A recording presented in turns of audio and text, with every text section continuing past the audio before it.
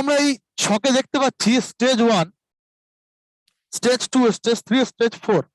কোনো একটা জিনিস তৈরি হচ্ছে, সেটার বিভিন্ন স্টেজ, সেগুলো এখানে ইন্ডিকেট করছে।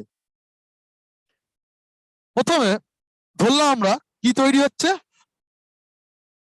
একটা কেক তৈরি হচ্ছে। সেই কেক তৈরি হওয়ার বিভিন্ন স্টেজ গুলো আমরা এখানে দেখব। প্রথমে প্রডিউসারকে, কেকের জন্য কি লাগে, আমাদেরকে লাগছে গম। গম প্রডিউসারকে, এখানে ফার্মার। ফার্মার কি করছে, গম তৈরি করছে, গম উৎপাদন করছে। ঠিক আছে, তার ইনপুট হচ্ছে 10 টাকা। তার এখানে ফার্মারের খরচ হয়েছে গম তৈরি করার জন্য, ধরলাম 10 টাকা। কিন্তু খরচ মানে সে হচ্ছে গমের বীজ কিনেছে 10 টাকা দিয়ে।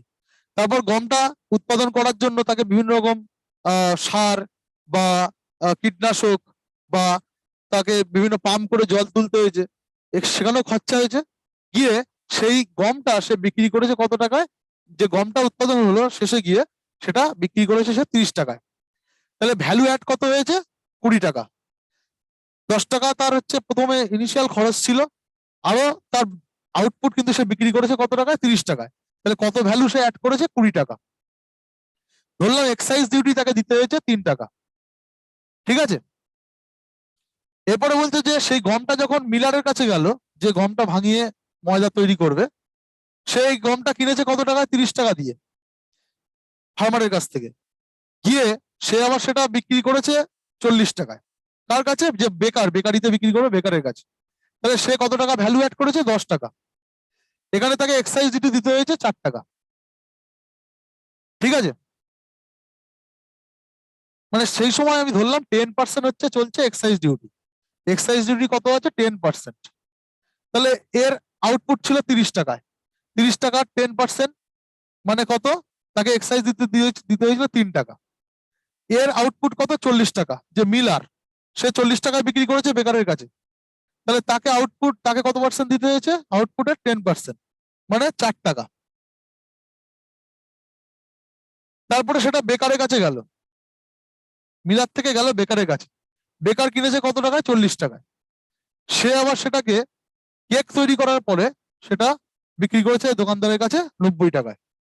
তাহলে ভ্যালু অ্যাডিশন হয়েছে তার 50 টাকা। 40 টাকায় কিনেছে, 50 টাকা ভ্যালু এড করে 90 টাকায় সে বিক্রি করেছে। তাহলে এখন 90 টাকার উপরে তার আউটপুট যেটা, সেই 90 টাকার উপরে তাকে 10% ট্যাক্স দিতে হয়েছে। তার মানে কত টাকা, 9 টাকা তাকে আবার ট্যাক্স দিতে হয়েছে। সেটা গেছে এবার শপকিপারের কাছে, দোকানদারের কাছে। দোকানদার 90 টাকায় কিনেছে বেকারের কাছ থেকে, বেকারির কাছ থেকে।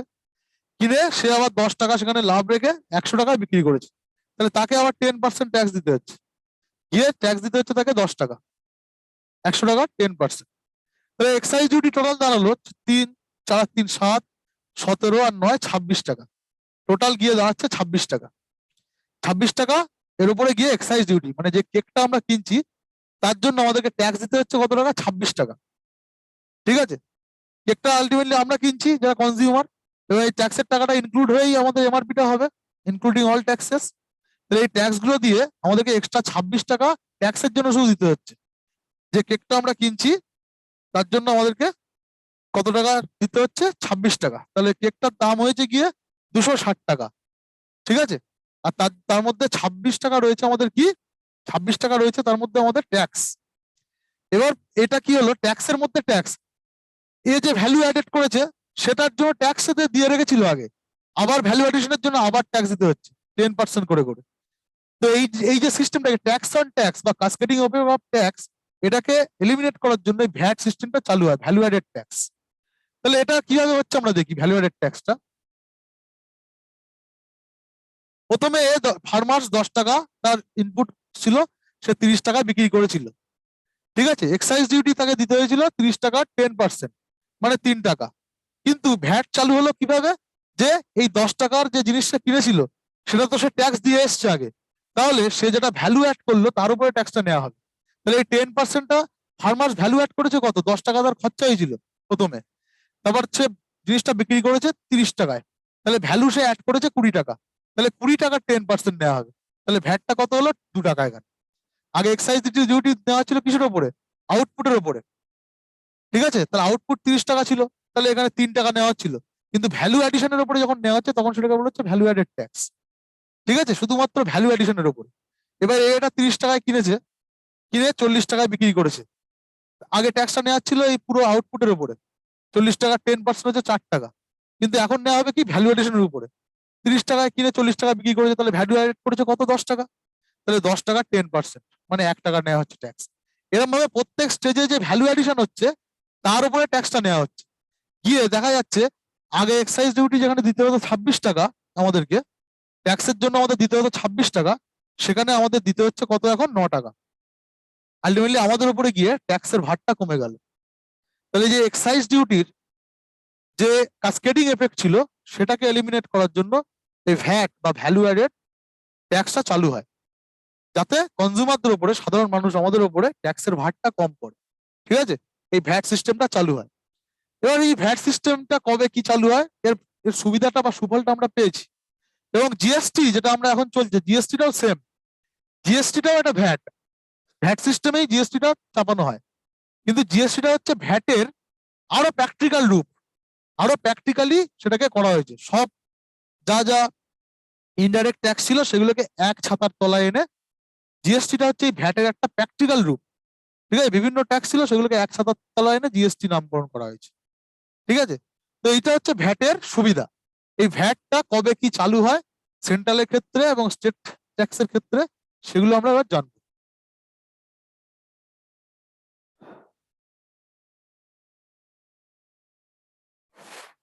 এটা কি দেখা যাচ্ছে? এটা ভিজিবল?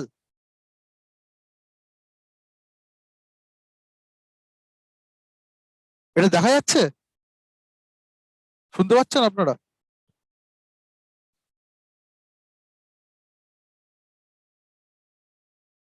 দেখা যাচ্ছে না, না? ঠিক আছে, আমি সাইডে লিখে দিচ্ছি, যেটা আমি বলবো সেটা সাইডে লিখে দিচ্ছি। আচ্ছা, তাহলে কাসকেডিং এফেক্ট অফ ট্যাক্স বলতে কি বোঝায়? কাসকেডিং এফেক্ট অফ ট্যাক্স বলতে বোঝায়, কাসকেডিং এফেক্ট মানে হচ্ছে কি, কাসকেডিং মানে মানে হচ্ছে ট্যাক্স অন ট্যাক্স, ট্যাক্সের উপরে ট্যাক্স চাপা, যেটা আমরা এক্সাইজ ডিউটির ক্ষেত্রে আগে দেখছিলাম ভ্যাট চালু হওয়ার আগে। তো এই ট্যাক্স অন ট্যাক্সটাকে অ্যাভয়েড করার জন্য কি চালু হয়? সেন্ট্রাল গভর্নমেন্ট চালু করে হচ্ছে MODVAT, to avoid cascading effect of excise duty. Excise ডিউটির যে কাসকেডিং এফেক্ট আছে বা ট্যাক্স অন ট্যাক্সের যে এফেক্ট আছে সেটাকে অ্যাভয়েড করার জন্য মোড ভ্যাট বলে একটা ট্যাক্স সিস্টেম, মানে যে ভ্যাট সিস্টেমটা আছে সেটার ক্ষেত্রে হালকা মডিফাইড করে গভর্নমেন্ট, কি করে মডিফাই করে ভ্যাট সিস্টেমটা চালু করে। মোড ভ্যাট বলে একটা ট্যাক্স সিস্টেম চালু হয় 1986 সালে। মোড কথার অর্থ হচ্ছে মডিফাইড। 1986 সাল এল কে ঝা কমিটির সুপারিশে, এল কে ঝা কমিটির সুপারিশে সেন্ট্রাল গভর্নমেন্ট কি করে, মোড ভ্যাট বলে 1984 সালে একটা ট্যাক্স সিস্টেম চালু করে এক্সাইজ ডিউটির জায়গায়। এরপরে কি হচ্ছে, মোড ভ্যাট কে 2000 সালে, 2000 সালে মোড ভ্যাটের নাম পরিবর্তন করে রাখা হলো সেন ভ্যাট। মোড ভ্যাটের নামটা পরিবর্তন করে রাখা হচ্ছে সেন ভ্যাট 2000 সালে। এরপরে 2005 সালে স্টেটের ক্ষেত্রে, স্টেটেরও এক্সাইজ ডিউটি আছে আমরা জানি, ড্রাগ, লিকার ইত্যাদির ক্ষেত্রে। ঠিক আছে, স্টেটের ক্ষেত্রে 2005 সালে স্টেট ভ্যাট চালু হয় বিভিন্ন স্টেটের ক্ষেত্রে। কিন্তু সেই সময় অনেক স্টেটে ইলেকশন চলছিল, সেই জন্য সব স্টেট 2005-এর মধ্যে চালু করেনি। 2008 সালের মধ্যে মোটামুটি অল স্টেট এটাকে, স্টেট ভ্যাটটাকে চালু করে, মানে স্টেটের যে এক্সাইজ ডিউটি সেক্ষেত্রে ভ্যাট চালু করে। ঠিক আছে, স্টেট ভ্যাটটা চালু করছে।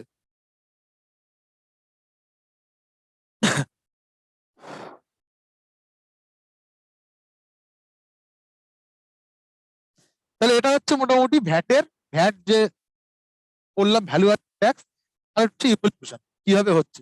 প্রথমে 1986 সালে ভ্যাট সিস্টেমটাকে মডিফাই করে সেন্ট্রাল গভর্নমেন্ট মোট ভ্যাট চালু করছে। তারপর 2000 সালে মোট ভ্যাটটার নাম গিয়ে এটা হয়েছিল এল কে ঝা কমিটির সুপারিশে, বা ভ্যাট কোন কমিটির সুপারিশে চালু হয় এটাও আসে পরীক্ষা, এল কে ঝা কমিটি। এরপরে 2000 সালে কি হচ্ছে, মোট ভ্যাটটা রিনেম হচ্ছে সেন ভ্যাট। নামে, সেটাও সেন্ট্রাল গভর্নমেন্টই নিত এক্সাইজ ডিউটি জায়গায়। আর 2005 সালে সব স্টেটকে সেন্ট্রাল গভর্নমেন্ট বলে যে আপনারাও এক্সাইজ ডিউটির ক্ষেত্রে ভ্যাট চালু করুন, কিন্তু সব স্টেট সেই সময় রাজি হয়নি। মোটামুটি 2008 সালের মধ্যে আমাদের দেশের সব স্টেটে ভ্যাট সিস্টেমটা চালু হয়ে যায়, ভ্যালু অ্যাডেড ট্যাক্স সিস্টেম। ঠিক আছে, আর জিএসটি যেটা আছে সেটা হচ্ছে ভ্যালু অ্যাডেড ট্যাক্সই। ঠিক আছে, এটা হচ্ছে আরো প্র্যাকটিক্যালি ইমপ্লিমেন্ট করা হয়েছে ভ্যাটটাকে জিএসটির মাধ্যমে। জিএসটির মাধ্যমে ভ্যাটটাকে আরো প্র্যাকটিক্যালি দেশব্যাপী ইমপ্লিমেন্ট করা হয়েছে। এই ডেট গুলো মনে রাখতে হবে ভ্যাটের। ঠিক আছে, কোনটা কবে চালু হয়।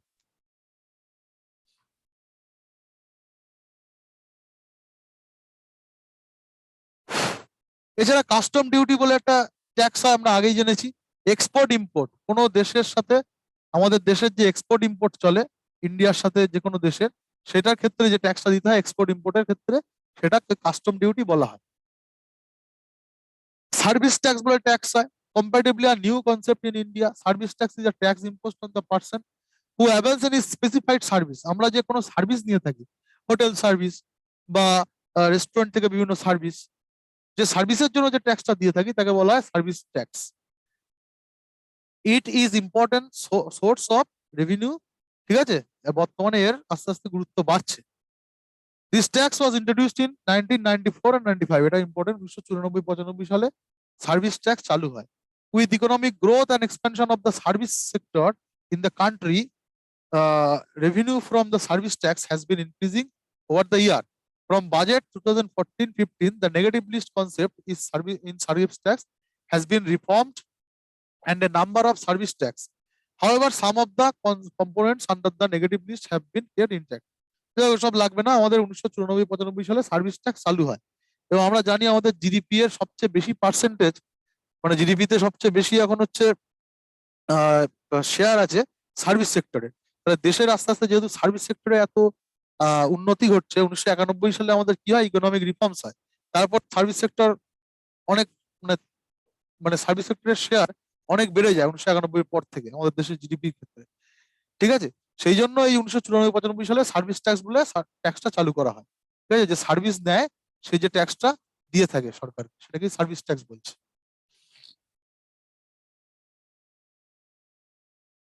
এখানে একটা লিস্ট দেওয়া আছে যে কোনটা মোটামুটি কত সালে চালু হয়। 1944 সালে এক্সাইজ ডিউটি, ঠিক আছে, কে নিয়ে থাকে, মানে আরোপ করে থাকে ইউনিয়ন গভর্নমেন্ট, মানে সেন্ট্রাল গভর্নমেন্ট। 1956 সালে central sales tax, tax on interest commerce, এটাও ইউনিয়ন, ইউ লেখা মানে হচ্ছে মানে সেন্ট্রাল গভর্নমেন্ট। 62 সালে কাস্টম ডিউটি, ইউনিয়ন। 1980 সালে man VAT, L K Jha committee recommended VAT in 1976। ঠিক আছে, 80 সালে গিয়ে ম্যান ভ্যাট বলে একটা ভ্যাট হচ্ছে। তারপরে হচ্ছে মোট ভ্যাট 1986 সালে। তারপরে সার্ভিস ট্যাক্স, সেটা 1994 সালে। সেন ভ্যাট আবার চালু হচ্ছে 2004 সালে। স্টেট ভ্যাটটা চালু হচ্ছে 2005 সালে। 2017 সালে বোথ ইউনিয়ন এন্ড স্টেট নেয়, সেটা হচ্ছে চালু হচ্ছে জিএসটি 2017-তে। ঠিক আছে, যেগুলো ইনডাইরেক্ট ট্যাক্স ছিল সেগুলোকে এক ছাতার তলায় এনে নাম দেওয়া হচ্ছে goods and service tax. Service tax আলাদা ছিল, গুডস এর জন্য এক্সাইজ ডিউটি, কাস্টম ডিউটি ইত্যাদি ছিল। সেগুলোকে কি হলো, এক ছাতার তলায় নিয়ে এসে নাম দেওয়া হলো গুডস অ্যান্ড সার্ভিস ট্যাক্স 2017 সালে। এটা হচ্ছে ভ্যাট সিস্টেমেই কাজ করে, একই রকম সিস্টেম যেটা ভ্যাটে পড়েছে সেম সিস্টেমে কাজ করে।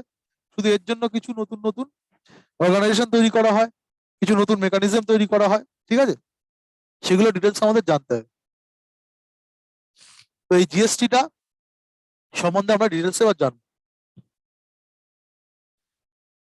2004 সালে Vijay Kelkar task force on FRBM recommended GST. তাহলে 2003 সালে আমরা জানি কি এফআরবিএম অ্যাক্টটা তৈরি হয়েছিল। তো এই এফআরবিএম অ্যাক্টের জন্য একটা টাস্ক ফোর্স তৈরি করা হয়েছিল এই অ্যাক্টটাকে দেশে চালু করার জন্য। সেই টাস্ক ফোর্সটার নাম হচ্ছে বিজয় কেলকার টাস্ক ফোর্স, যার যে এই কমিটি প্রথম জিএসটি চালু করার কথা বলে 2004 সালে। 2006 সালে পি চিদম্বরম, সেই সময়কার ফিনান্স মিনিস্টার ছিলেন, তিনি কি করেন, announce that GST will be launch from 2010। 2004 সালে এই 6 সালে তিনি ঘোষণা করেন 2010 সাল থেকে 2010 সালের মধ্যে জিএসটি চালু করা হবে। সেই সময় কংগ্রেসের গভর্নমেন্ট ছিল এবং কংগ্রেসের ফিনান্স মিনিস্টার ছিল পি চিদম্বরম। 2011 সালে ইউপিএ ইন্ট্রোডিউস 115 অ্যামেন্ডমেন্ট বিল।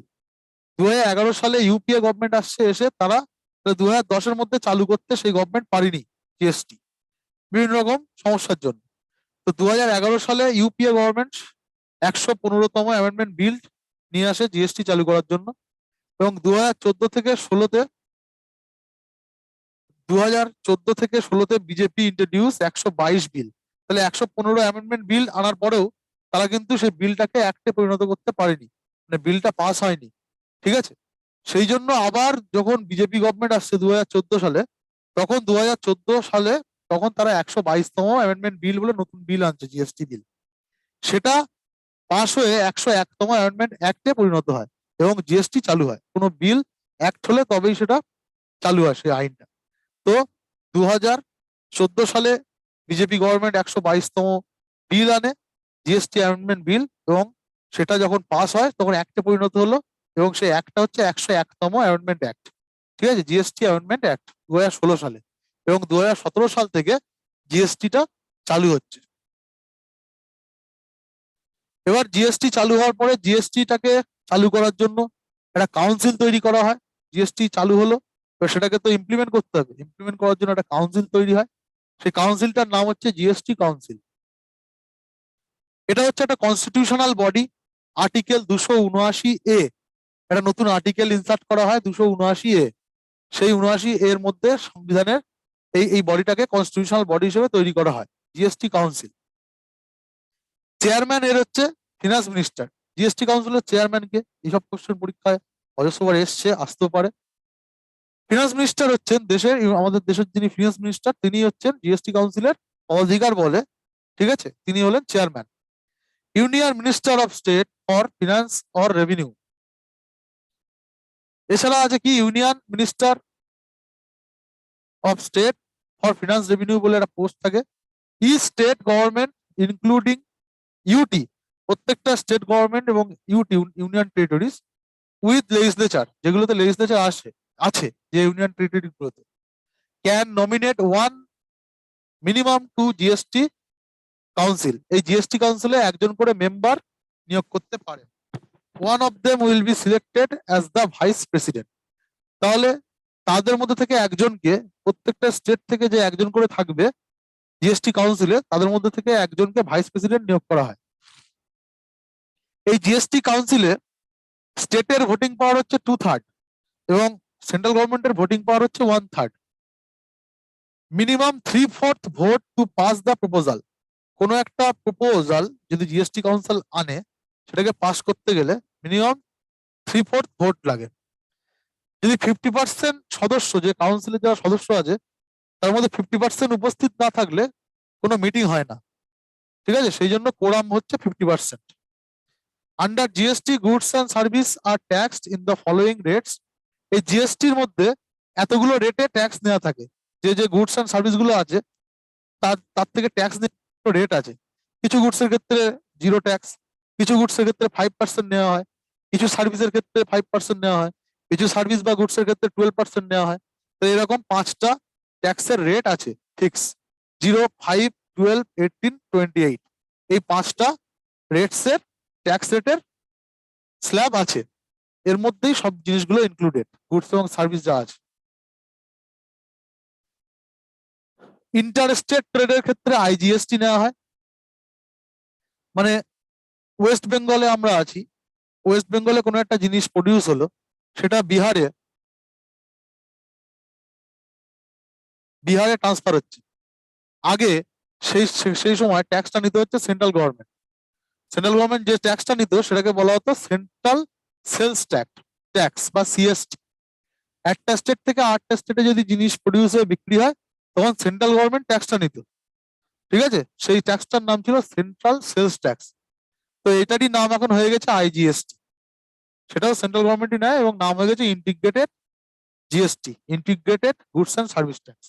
সেটাই বলছে ইন্টার স্টেট ট্রেডের ক্ষেত্রে আইজিএসটি, আর ইন্ট্রা স্টেট ট্রেডের ক্ষেত্রে যদি একটা স্টেটের মধ্যে ট্রেড হয়, ওয়েস্ট বেঙ্গল এটা, এটা কলকাতা, এটা হচ্ছে নর্থ 24 পরগনাস, এই দুটোর মধ্যে যদি ট্রান্সফার হয় কোনো জিনিস, সেক্ষেত্রে কি নেওয়া হয়, সিজিএসটি এবং এসজিএসটি, মানে জিএসটি নেওয়া হয়। সেন্ট্রাল গভর্নমেন্ট অর্ধেক নেয় আর স্টেট গভর্নমেন্ট অর্ধেক নেয়। সেন্ট্রাল গভর্নমেন্ট যেটা নেয় সেটাকে বলা হয় সিজিএসটি, যে ট্যাক্সটা, স্টেট গভর্নমেন্ট যেটা নেয় সেটা হয় বলা হয় এসজিএসটি। আর সেটা যদি স্টেট না হয় ইউনিয়ন টেরিটরি হয়, তার নাম হচ্ছে ইউজিএসটি বা ইউনিয়ন টেরিটরি জিএসটি। ঠিক আছে, এটা থেকে কোশ্চেন এসছে অনেকবার, যে একটা ইন্টার স্টেট ট্রেডের ক্ষেত্রে কি নেয়, আইজিএসটি, আর স্টেটের ক্ষেত্রে প্রোডাকশন হলে সেক্ষেত্রে নেওয়া হয় এসজিএসটি এবং সিজিএসটি।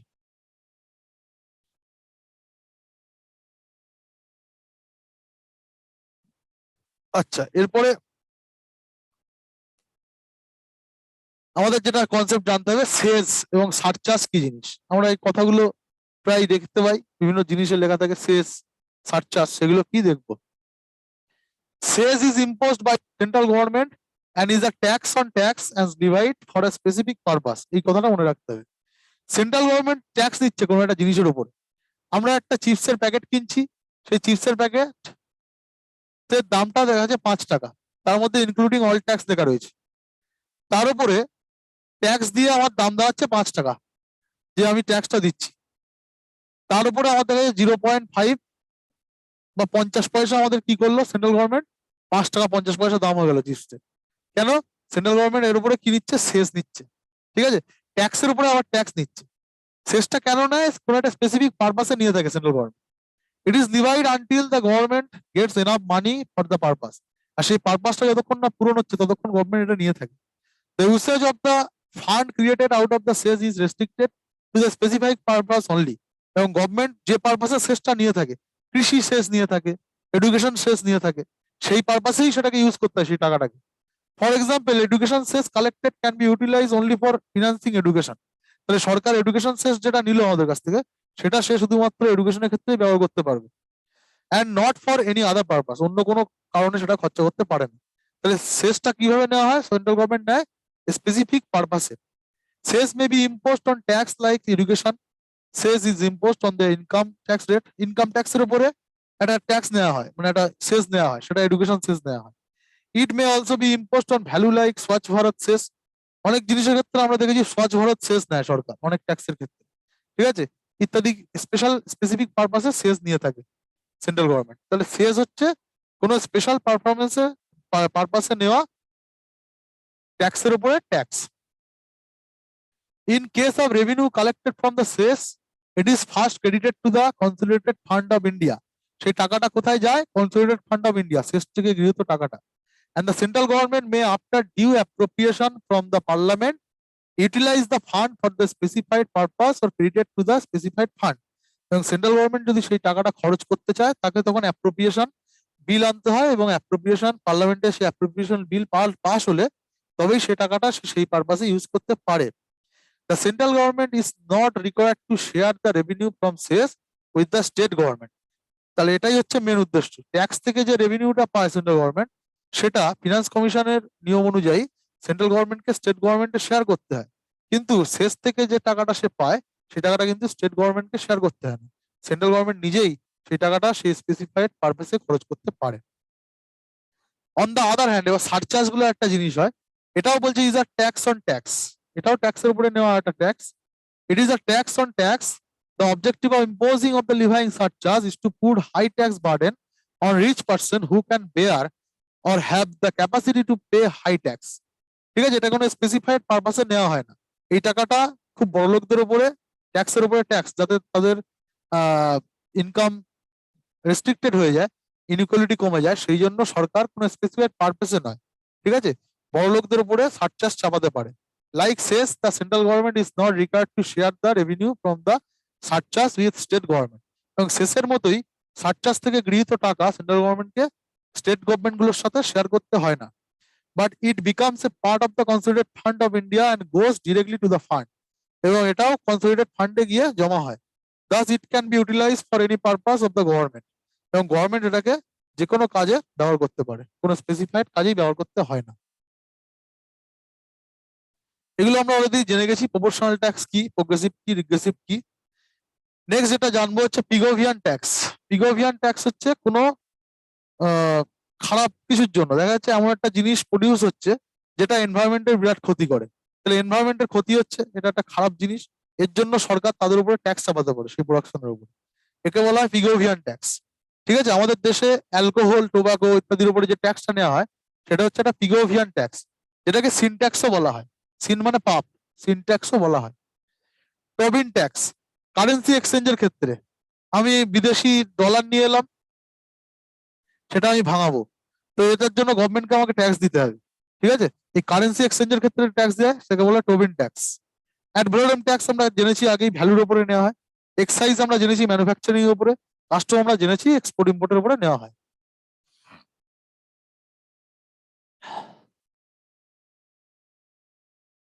এরপরে স্ট্যাম্প ডিউটি কি? Stamp duty is collected on the basis of the property value at the time of registration. তাহলে কোনো একটা প্রপার্টি, সেটা যদি কারোর নামে রেজিস্ট্রেশন করতে যাই, আমরা একটা জমি কিনলাম, সেটা আমাদের নামে রেজিস্ট্রেশন করতে হবে যার কাছ থেকে কিনলাম, তখন সরকারকে যে ট্যাক্সটা আমায় দিতে হয় সেটাকে বলা হয় স্ট্যাম্প ডিউটি। অক্ট্রয় কি? Entry tax. কোনো একটা রাস্তা বা ব্রিজে উঠতে গেলে আমাদের যে ট্যাক্সটা দিতে হয়, যেটাকে টোল ট্যাক্স বলে থাকি আমরা, ওটাকে বলা হয় অক্ট্রয়। বা কোনো একটা স্টেট থেকে অন্য একটা স্টেটে আসছি, তখন ওই রাস্তায় যে আমাদের ট্যাক্সটা দিতে হয় এন্ট্রির জন্য, সেটাকে বলা হয় অক্ট্রয়। ক্যাপিটাল গেন ট্যাক্স, কোনো একটা জিনিস আমি কিনলাম, কোনো জমি বা কোনো একটা সোনা কিনে, তার থেকে যে আমার ক্যাপিটাল গেন হলো, আমি যখন পরে বিক্রি করছি যে প্রফিটটা আমার হলো, দেখা যাচ্ছে 10 লাখ টাকা কিনেছিলাম, 2 বছর পরে আমি এটা 12 লাখ টাকায় বিক্রি করছি, তাহলে এই যে 2 লাখ টাকা আমার গেন হলো, তার জন্য আবার আমাকে ট্যাক্স দিতে হয় সরকারকে, সেটাকে বলা হয় capital gain tax. Corporate tax, corporate tax কি আমরা জেনেছি। মিনিমাম অল্টারনেটিভ ট্যাক্স কি আমরা জেনেছি। এরপরে আসছে ট্যাক্স ইভাশন অ্যান্ড ট্যাক্স অ্যাভয়েডেন্স এর মধ্যে পার্থক্য। ট্যাক্স ইভাশন মানে হচ্ছে যদি কোনো ব্যক্তি ইলিগালি, মানে কোনো আইন না মেনেই ট্যাক্স না দেয়, ইলিগালি ট্যাক্স না দেয়, তখন তাকে কি গ্রেপ্তার করতে পারে ট্যাক্স ডিপার্টমেন্ট, তার বাড়িতে হানা দেয়, সেটাকে বলা হচ্ছে ট্যাক্স ইভাশন। এটা হচ্ছে ক্রিমিনাল চার্জ একটা। আর ট্যাক্স অ্যাভয়েডেন্স কি? কোনো ব্যক্তি কোনো ট্যাক্সের ট্যাক্স বোঝে এমন কোনো লোককে দিয়ে যে কোন ক্ষেত্রে ট্যাক্সটা সে লিগালি অ্যাভয়েড করতে পারে, এই ক্ষেত্রে ইনভেস্ট করলো, সেক্ষেত্রে ট্যাক্সটা এইদিকে ট্যাক্সটা দিতে হবে না, এরকম লিগালি যদি কেউ লিগালি যদি ট্যাক্স অ্যাভয়েড করে সেটাকে বলা হয় ট্যাক্স অ্যাভয়েডেন্স। আর ইলিগালি করলে সেটাকে বলা হয় ইভাশন।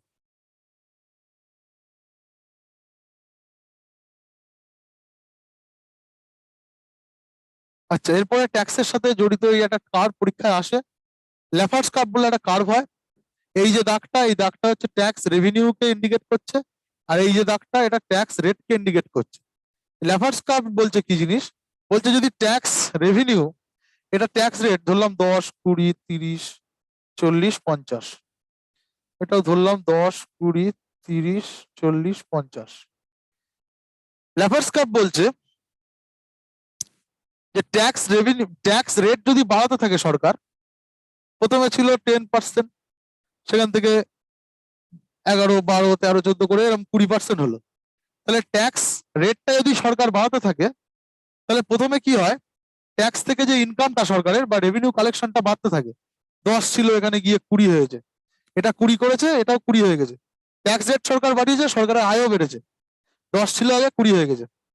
তারপর বাড়িয়েছে 30, এটাও 30 হয়ে গেছে, ধরুন 25 হয়ে গেছে। তাহলে ট্যাক্স রেট 25 করেছে, ট্যাক্স থেকে রেভিনিউ 30 হয়ে গেছে, মানে ট্যাক্স রেট বাড়াচ্ছে, সরকারের আয়ও বাড়ছে। তারপর এখানে গিয়ে 40 হয়েছে, 40 না ধরলাম 35, এখানে গিয়ে এই পয়েন্টে গিয়ে ট্যাক্স রেট 30 করেছে, তখন সরকারের আয় হয়েছে ট্যাক্স থেকে 35। কিন্তু তারপরেও যদি বাড়াতে থাকে, 40 যেই করেছে, দেখতে পাচ্ছি আমরা এখানে আবার কমে গেছে সরকারের আয়। ট্যাক্স রেট বাড়িয়েছে, এদিকে আয় 40 থেকে কমে আবার 25-এ চলে এসছে।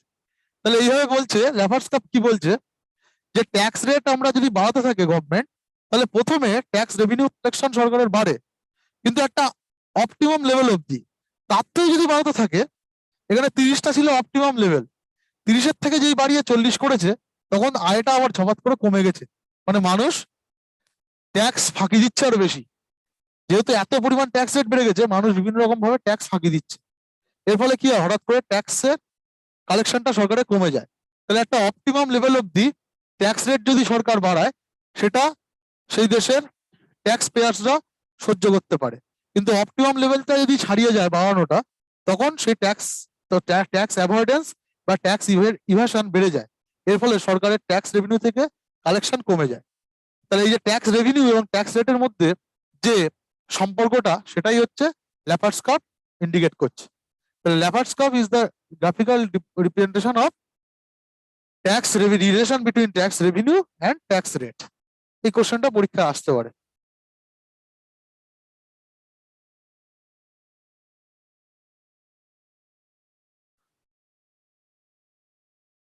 ঠিক আছে, এই পর্যন্তই আমাদের মানে পাবলিক ফিনান্সের চ্যাপ্টার এখানেই শেষ হলো।